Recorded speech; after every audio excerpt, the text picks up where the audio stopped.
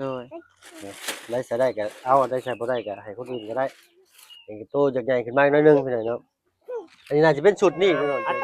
บ่ให้เด้บ่ให้เด้อบ่ให้เด้อนี่ใส่บ่นี่ใส่เสื้อน้องบ่นี่อ่ะสวยจังเลยนี่พี่น้องจ๊ะเอเอาพี่น้องเนาะเปิดคลิปเปิดภาพมายามค่อยค่ำลงแรงพี่น้องเอ้ยเนาะอยู่บ้านสองเฮือนซานของน้องอาเจืองน้องห้างน้องพระลักเด้อพระลักน้อยนั่งคอยทางมาใส่เสื้อทั้งหน้าทั้งหลังให้ร้านไปจักล่ะแม่นแล้วหั่นใส่เสื้อทั้งหน้าทั้งหลังแล้วเจ้าเอาพี่น้อยเนาะ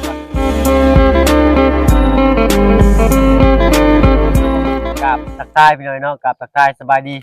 ผู้ใหญ่ใจดีแล้วก็ MC เบิร์ดทุกท่านที่เข้ามาหาประชมช่อง YouTube บ่าวเพิ่งเคยหลายคือเก่าเนาะบ่ว่าฝั่งไทยฝั่งลาวและก็ทั้งฝั่งต่างประเทศก็ยินดีต้อนรับเข้าสู่ช่อง YouTube บ่าวเพิ่งเคยหลายเช่นเคยพี่น้อยเนาะเปิดคลิปเปิดภาพมามื้อนี้พร้อมกับถุงแดงเนาะถือแพงกับสีแดงไว้ก่อนแล้วพี่น้อยเนาะก็บ่แม่นของแพงของหยังดอกพี่น้อยเนาะเป็นของเสื้อผ้ามือสองที่รุ่นหลานแล้วก็รุ่นลูกรุ่นต่อรุ่นว่าซั่นซะเนาะส่งทอดกันมาเนาะเฮาบ่ใส่แล้วก็ยันว่าผู้อื่นพอใส่ได้ก็แบ่งปันกันไปเอ้าให้เห็นพ่อแล้วให้รู้บ่นะเอ้ยเอิ้นพ่อน่ะใส่เบิ่งก่อนพี่หน่อยเนาะว่าบ่ชุดจำกินอีกได้เอาผู้ที่เป็นเสื้อผ้าทั้งน้องเสื้อต่อมาให้น้องอินเตอร์ใส่บ่ได้เลยก็ต่อให้น้องของน้องพลักว่าซั่นซะเนาะน้องพลักแล้วก็น้องเมษาบ่โดยสบายดีน้องอาเจียงโอ้ยบ่ได้พ่อก็แต่ดนใส่เนาะติดตึมก็จะบาทนึงเนาะลูกสาวยังอาบน้ำเนาะไปสิให้จังฮะให้ได้เอาเนี่ยนั่งคอมม่อมอยู่บาทนี่เนาะไปถ้าพ่อเบิ่งให้พ่ออุ้มเบิ่งจักบาทเอาบาทนี่พอดีแวะเวียนเข้ามามื้อนี้เนาะทางน้องอาเจียงเพิ่นพี่น้อยเนาะได้เสื้อผ้ามาจากบ้านเป็นเสื้อผ้ามือสอง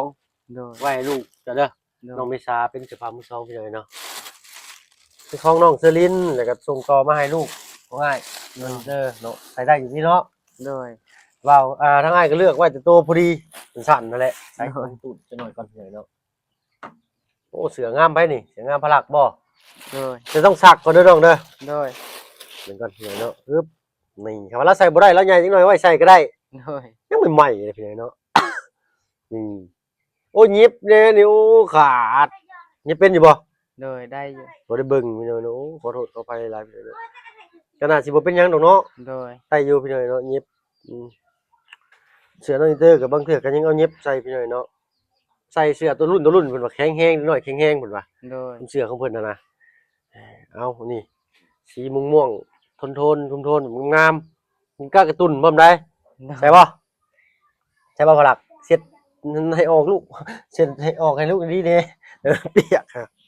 เป็นกระโปรงเป็นทรงโอ้ตัวใหญ่ๆอยู่เลยนี่ให้พลักใส่ก็ได้ดอกไอ้พลักเนาะตัวแล้วขึ้นมาเห็นคลิปเราไปใส่เราหายได้เนาะกินนมแม่บ่หรือว่ากินนมกล่องกินนมแม่โอ้โดใครแน่นี่เป็นกระโปรงเป็นเสื้อแขนยาวแต่สิตัวใหญ่หน่อยนึงเนาะกะเบิ่งเอา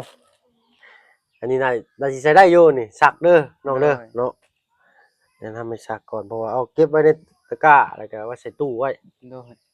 ใส่น้องพลักเอาอันน้องเมษาเพิ่นอาบน้ำทาแป้งนี่ให้ตัวหน่อยเพิ่นมาพี่หน่อยเนาะ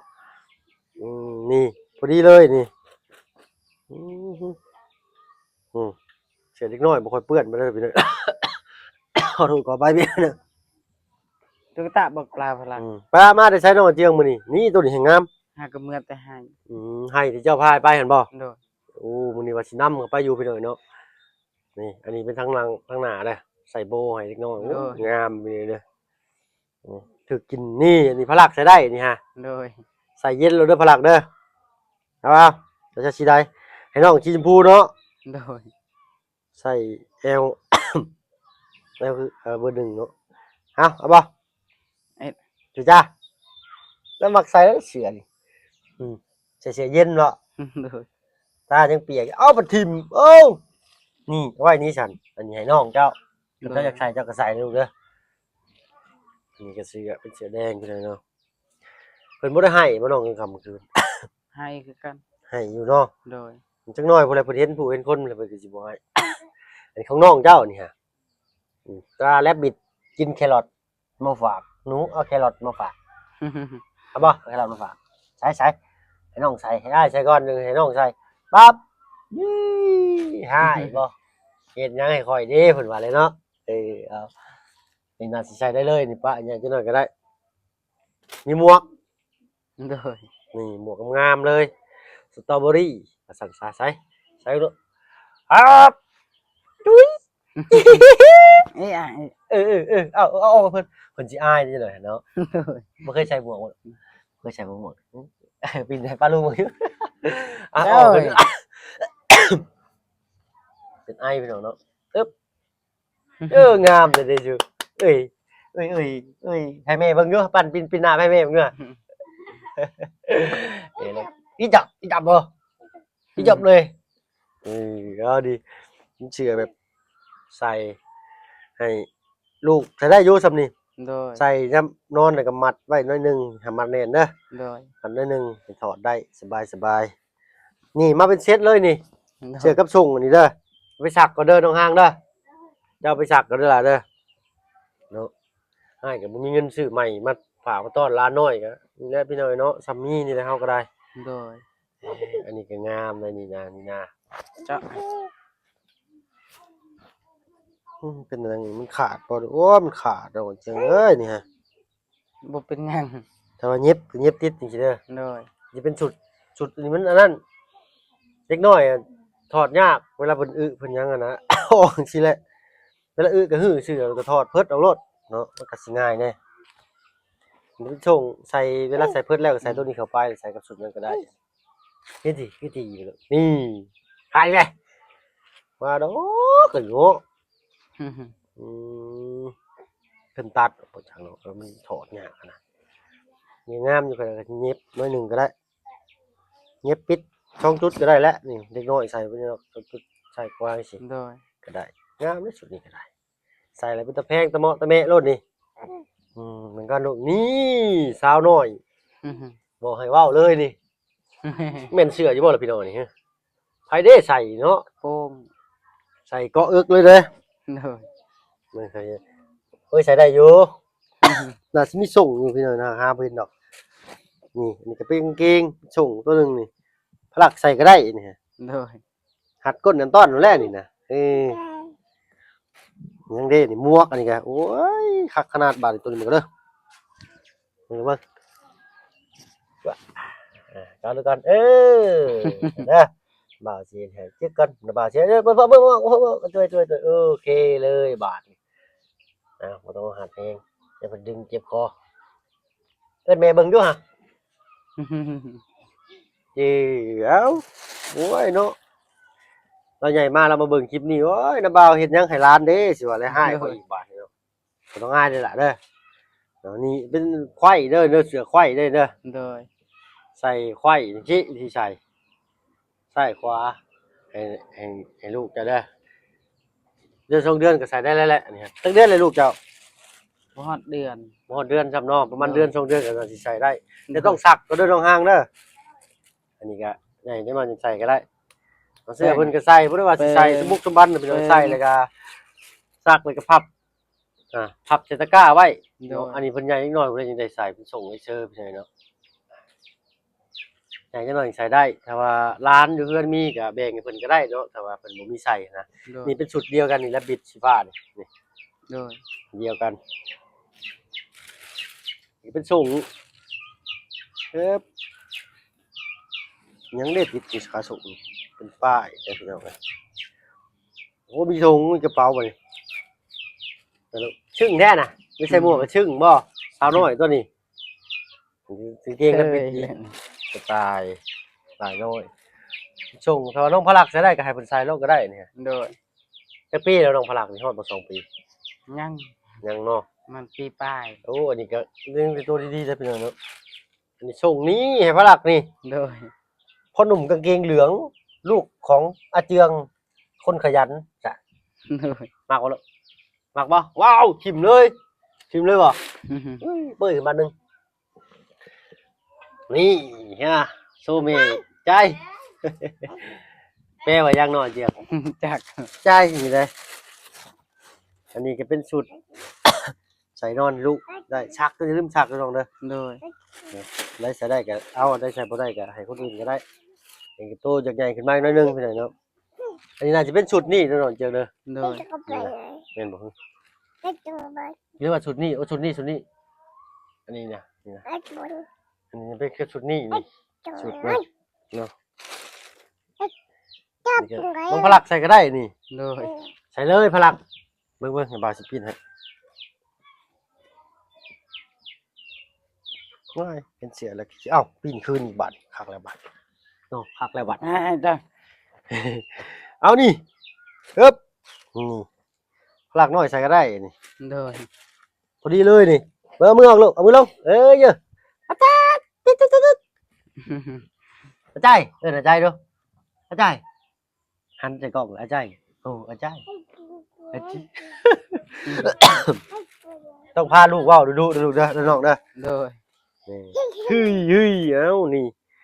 ให้อ้ายลองใส่ให้เบิดก่อนจะให้น้องใส่อันนี้เนาะ โดย อันนี้เอาไว้ลูกเจ้าอีกประมาณจักเดือน2 เดือนก็ใส่ได้แล้วแหละแต่ซักเด้อล่ะอย่าลืมซัก โดย ซักแล้วตากแห้งตากแดดดีๆก็ใส่ได้อยู่อีกหน่อยใส่เป็นคราบนมคราบหยังซื่อๆพี่น้อยเนาะก็บ่ได้ว่าเอาไปเสร็จนั่นเสร็จนี่ได้นี่ได้เนาะเอาใส่แล้วเอากระพับใส่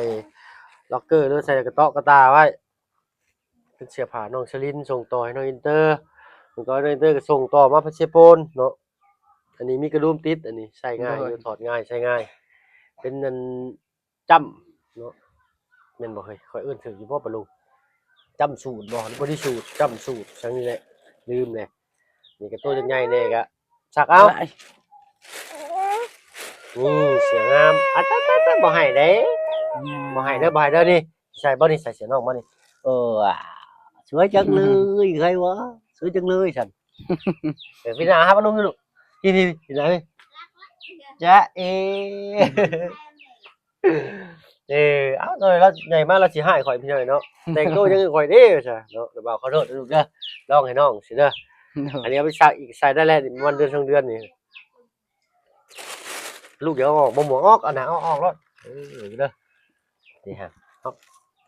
เอาใส่ตัวนี้ต่อเหลือลงมาลงมาแม่มไปกินแม่มมาจะพับไปให้เป็นเด็กแรปไปเลยเจ้าต้องพาขึ้นสิลูกทำอะไรให้หนูเนี่ยเกี่ยวอะไรฮะเนาะ เอาใส่มีหมวกมีวอร์มกันน้ำหมอกให้ลูก โดย สีชมพูว้ายสีหวานแววแท้นี่พี่น้องใส่แล้วจับปั๊บจับนี่เอามือออกมาดิมือออกมา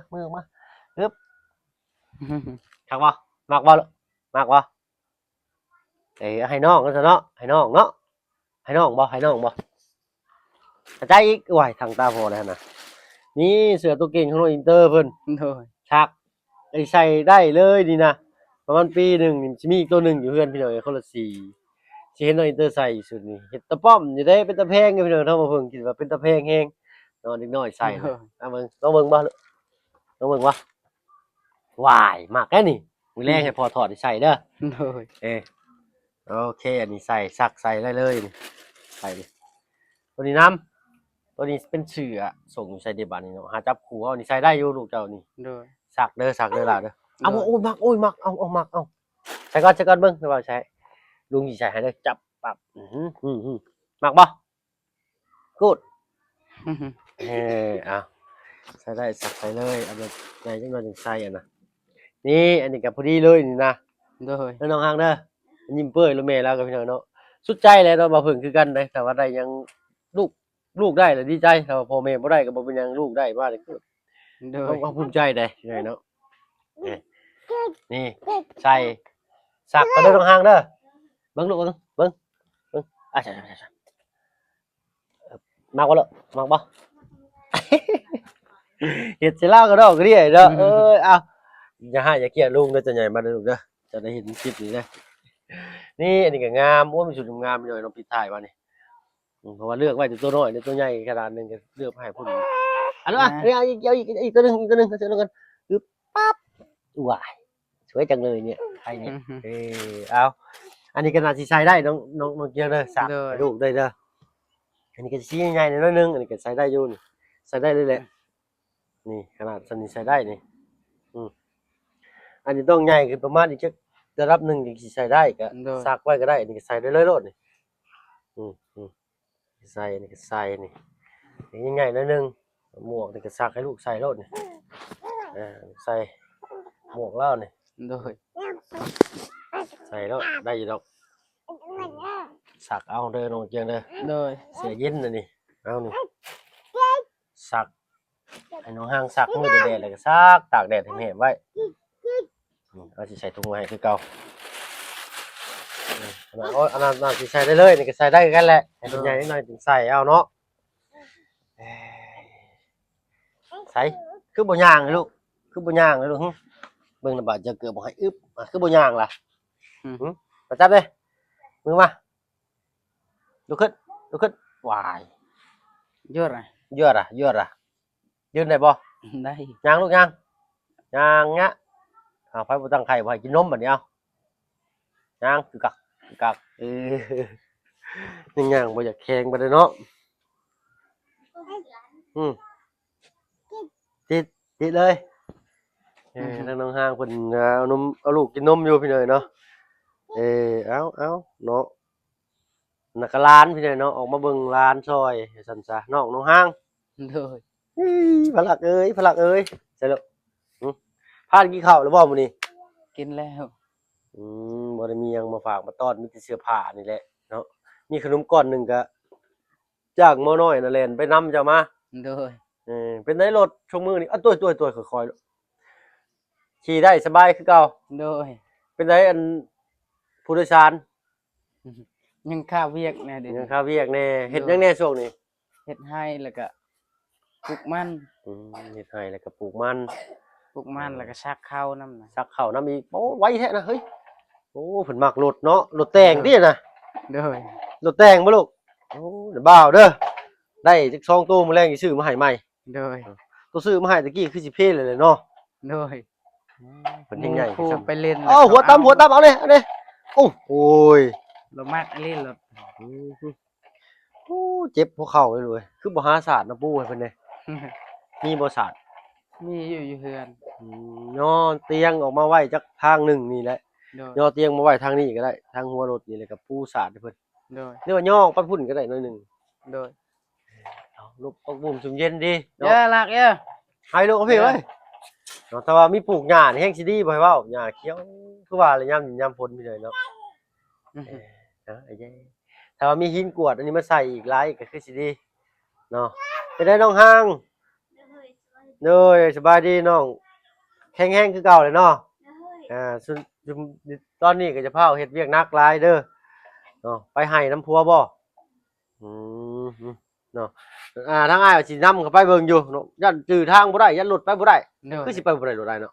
โดยบ่ได้ เราใส่รถคันนี้ไปพี่หน่อยเนาะไปทางอ้ายขอตัวลำลาก่อน โด เด้อย เนาะไป สบายดี เจ้าน้ำมื้อหน้ามื้อในมีของมาฝากมาต้อนเด้สิแวะเอามาอีกเด้อ โดย เอาล่ะเอ้ยลงไปก่อนเด้อ สบายดีฮะ สบายดีเป็นบ่ เอาเนาะไปแซ่เอาไปยังใส่ปากเลยเปื้อนเลยฮะโอ้เราขับรถมายั่วแพกน้องอยู่บ่เอาไปก่อนน้องห้างเนาะสบายดีเจ้ายังบ่ได้ให้เบิ่งทานเช้าน้อยซ้ำพี่หน่อยเนาะยันว่ามันแดงมันหยังเอามื้อหน้าเด้ออาจารย์น่าสิเข้ามาใหม่อีกเนาะเขาบ่เห็นอยู่เฮือนเลยมีแต่อยู่ไห้เนาะ